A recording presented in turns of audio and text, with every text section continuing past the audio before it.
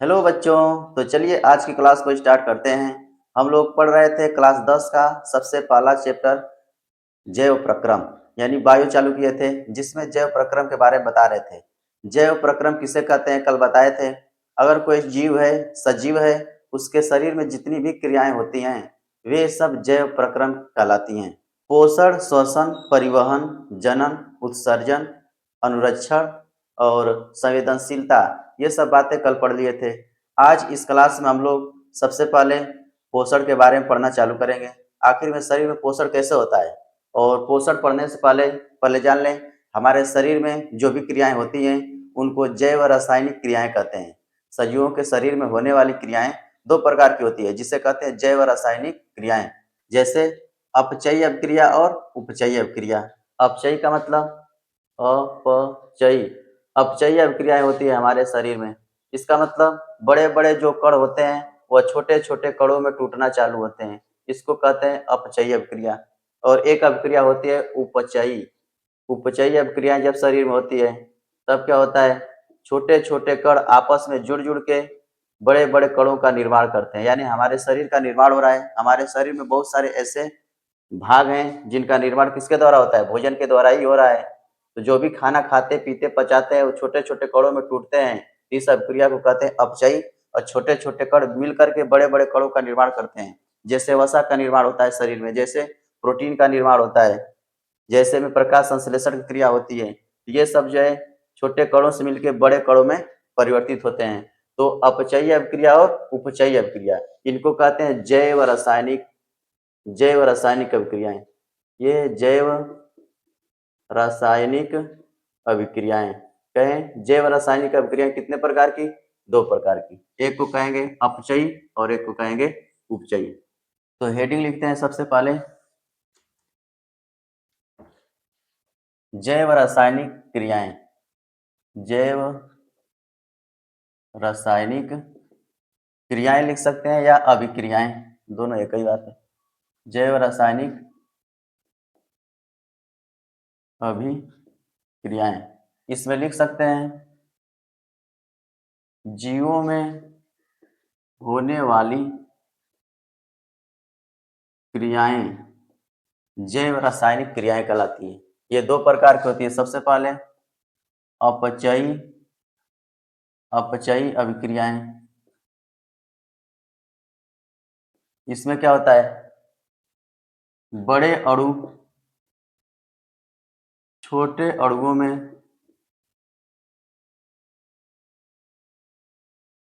टूटते हैं। जैसे में लिख सकते हैं श्वसन, पाचन आदि। श्वसन, पाचन आदि। और दूसरा नंबर लिखेंगे उपचयी अभिक्रिया। उपचयी अभिक्रियाएं।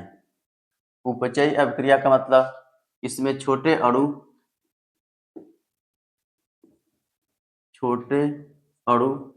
आपस में जुड़कर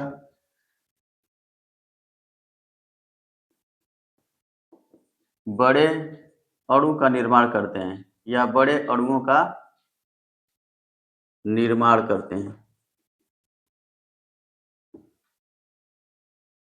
इसमें लिखते हैं जैसे जैसे प्रकाश संश्लेषण, प्रकाश संश्लेषण। और लिख लेते हैं इसमें जैसे वसा संश्लेषण। वसा संश्लेषण, संश्लेषण का मतलब निर्माण करना। जैसे में प्रोटीन संश्लेषण, प्रोटीन संश्लेषण। यानी हम लोग इसमें देखें जैव रासायनिक अभिक्रियाएं दो प्रकार की। एक है अपचयी अभिक्रिया, जिसमें बड़े अणु छोटे अणु में टूटते हैं। और दूसरा है उपचयी अभिक्रिया, इसमें छोटे अणु बड़े अणु का निर्माण करते हैं। जैसे प्रकाश संश्लेषण, जैसे वसा संश्लेषण और प्रोटीन संश्लेषण।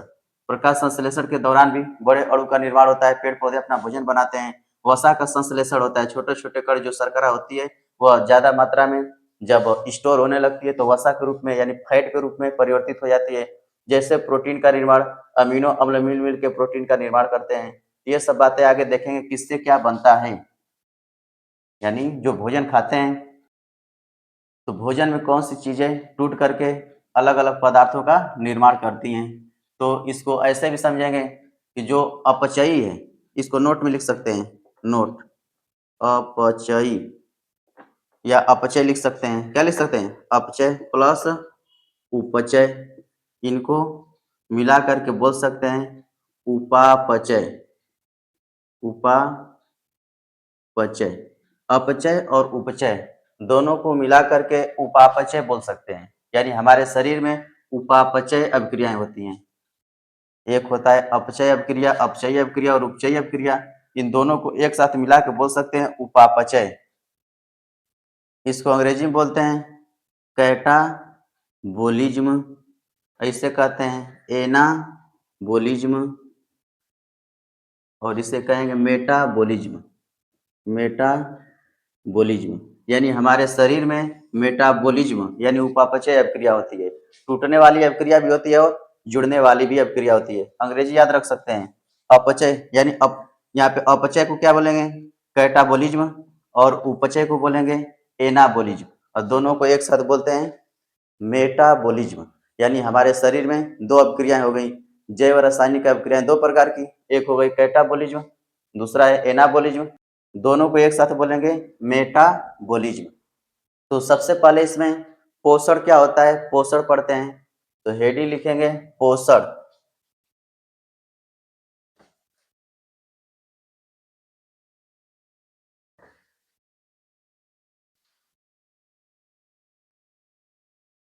सबसे पहला हेडिंग है पोषण, न्यूट्रिशन। इसमें लिखेंगे जीवों द्वारा भोजन या पोषक तत्व ग्रहण करने की क्रिया को पोषण कहते हैं। यानी जो भी हम भोजन खाते हैं, जो भी भोजन ग्रहण करते हैं और पोषक तत्व ग्रहण करते हैं, इनको ही पोषण कहते हैं। यानी खाना को खाते हैं, पीते हैं, पचाते हैं और शोषित करते हैं, उसमें से ऊर्जा ग्रहण करते हैं, पूरा प्रक्रिया ही पोषण कहलाता है। यहाँ पे परिभाषा में क्या लिखे हैं? भोजन और पोषक तत्व को ग्रहण करते हैं, तो ग्रहण करने के बाद से जो भी क्रियाएं होती है उसको पोषण कहते हैं।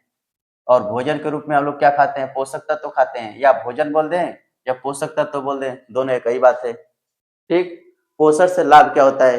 अगर पोषण हो रहा है इसका मतलब हमारे शरीर की वृद्धि हो रही है, हमारी कोशिकाओं में वृद्धि हो रही है। यानी हमारी कोशिकाएं अगर क्षतिग्रस्त हो जाती हैं, कहीं कट जाता है तो उसकी मरम्मत भी होती है। रोग प्रतिरोधक क्षमता को बढ़ाने के लिए पोषण की जरूरत होती है। यानी पोषण की जरूरत हमारे शरीर में क्यों होती है? लिखते हैं पोषण की आवश्यकता।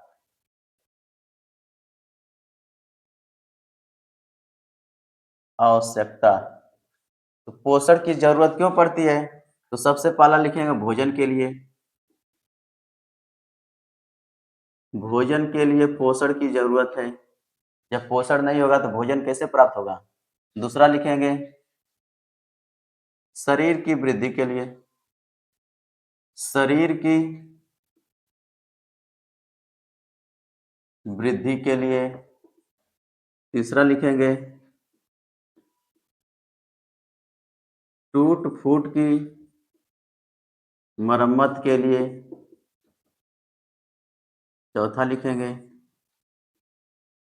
रोगों से प्रतिरक्षा के लिए। यानी पोषण की जरूरत क्यों पड़ती है? भोजन बनाने के लिए। भोजन तभी बनेगा जब पोषण होगा। शरीर की वृद्धि के लिए, यानी शरीर को वृद्धि करने के लिए पोषण की जरूरत होती है। टूट फूट की मरम्मत के लिए भी पोषण की जरूरत होगी। रोगों से प्रतिरक्षा, रोगों से प्रतिरक्षा मतलब सुरक्षा करने के लिए भी, प्रतिरोधक क्षमता को बढ़ाने के लिए भी पोषण की जरूरत होती है। तो आगे देखते हैं पोषक तत्व क्या होते हैं।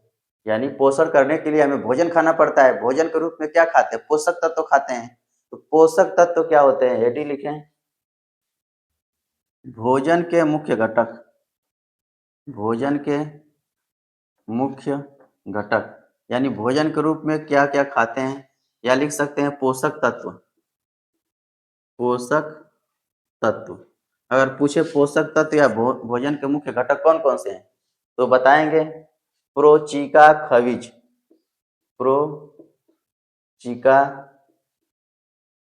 खनिज यानी भोजन के रूप में हम लोग प्रोटीन खाते हैं, चिकनाई खाते हैं, चिकनाई मतलब वसा खाते हैं, कार्बोहाइड्रेट, खनिज लवण, विटामिन और जल खाते हैं। तो इसको यहाँ पे लिख रहे हैं ऊपर, ऐसे याद रख सकते हैं।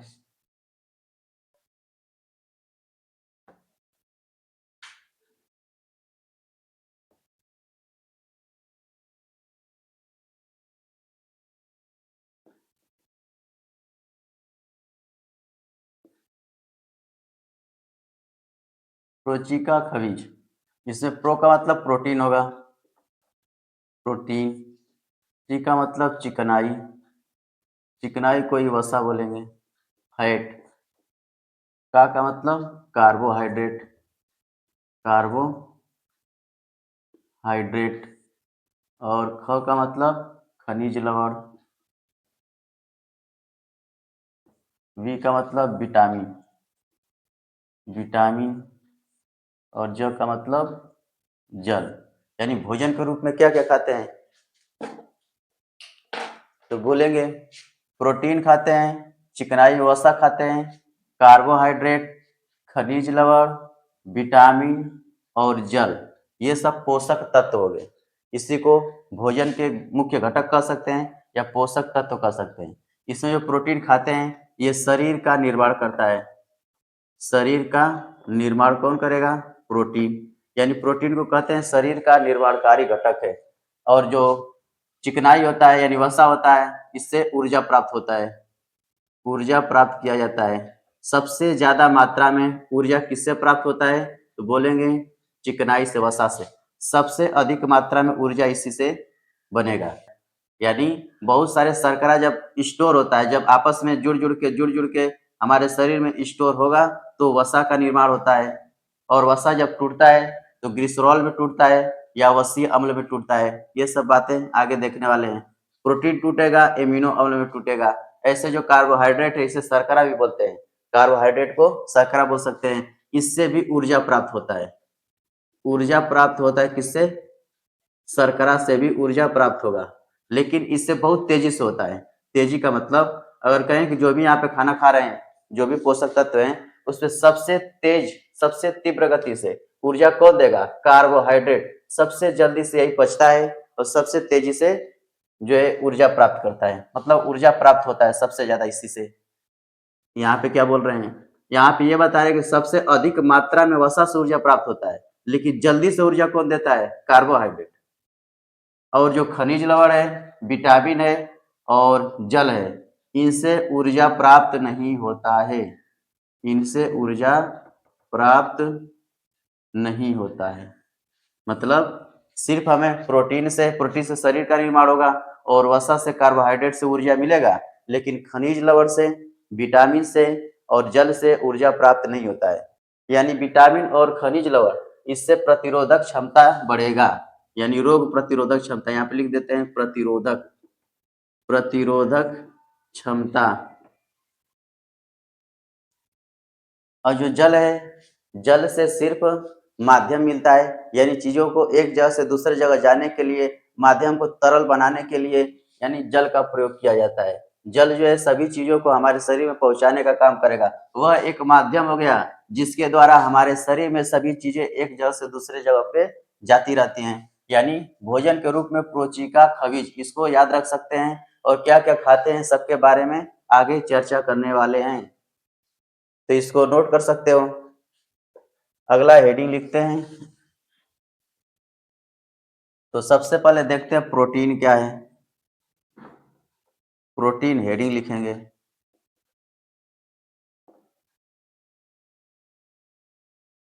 प्रोटीन के बारे में पढ़ते हैं तो लिखेंगे इसमें कार्बन, हाइड्रोजन, ऑक्सीजन व नाइट्रोजन से बनने वाले जटिल कार्बनिक यौगिक होते हैं। जटिल कार्बनिक यौगिक होते हैं जिन्हें प्रोटीन कहते हैं। ये किससे मिलकर बने होते हैं? अमीनो अम्ल से मिलकर बने होते हैं। प्रोटीन करता क्या है? हमारे शरीर का निर्माण करता है। और किसमें पाया जाता है? तो नीचे लिखेंगे स्रोत। इसमें लिख दिया जाए किससे पाया जाता है, यानी लिखेंगे दूध, मांस, मछली, अंडा, पनीर, गेहूं, मूंगफली, बादाम, और भी लिखा जा सकता है। यानी प्रोटीन जो है दूध, मांस, मछली, अंडा, पनीर, गेहूं, मूंगफली, बादाम, इस सब में प्रोटीन पाया जाएगा। ठीक है। दाल भी लिख सकते हैं। दलहन सबसे ज्यादा किसमें पाया जाता है? सोयाबीन में। अगर कहें सबसे ज्यादा किसमें पाया जाता है तो लिख सकते हैं सोयाबीन में सबसे अधिक मात्रा में प्रोटीन पाया जाता है। तो आगे लिखते हैं प्रोटीन का उपयोग क्या है। प्रोटीन का उपयोग कहाँ किया जाता है?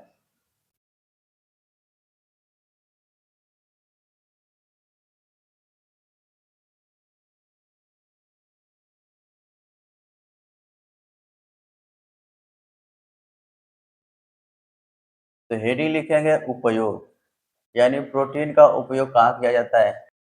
तो सबसे पहला लिखेंगे जीव द्रव्य का निर्माण, जीव द्रव्य का निर्माण करेगा। दूसरा लिखेंगे एंजाइमों का निर्माण। और लिखेंगे तीसरा टूट फूट की मरम्मत। चौथा लिखेंगे आवश्यकता पड़ने पर, आवश्यकता पड़ने पर ऊर्जा का स्रोत। और पांचवा लिखेंगे एंटीबॉडीज, एंटीबॉडीज का निर्माण, एंटीबॉडीज का निर्माण। यानी इसका उपयोग कहाँ कहाँ है? जीव द्रव्य का निर्माण। जीव द्रव्य क्या होता है? जैसे कोशिका के अंदर जो है बहुत सारे ऐसे पदार्थ पाए जाते हैं जिसको जीव द्रव्य बोलते हैं। एंजाइमों का निर्माण होता है। हमारे शरीर में बहुत सारे एंजाइम होते हैं, बहुत सारे पाचक रस होते हैं जो भोजन को पचाते हैं, अलग अलग प्रकार से क्रिया करते हैं। एंजाइम एंजाइम का निर्माण करते हैं, टूट फूट की मरम्मत करते हैं। कहीं पर घाव लग जाती है तो उसको भरने का काम कौन करेगा? प्रोटीन करेगा। आवश्यकता पड़ने पर ऊर्जा भी देता है, ऊर्जा ऊर्जा का स्रोत है। यानी इससे ऊर्जा भी प्राप्त होता है। अभी पीछे लिखे थे कार्बोहाइड्रेट से ऊर्जा मिलेगा, और किससे मिलेगा?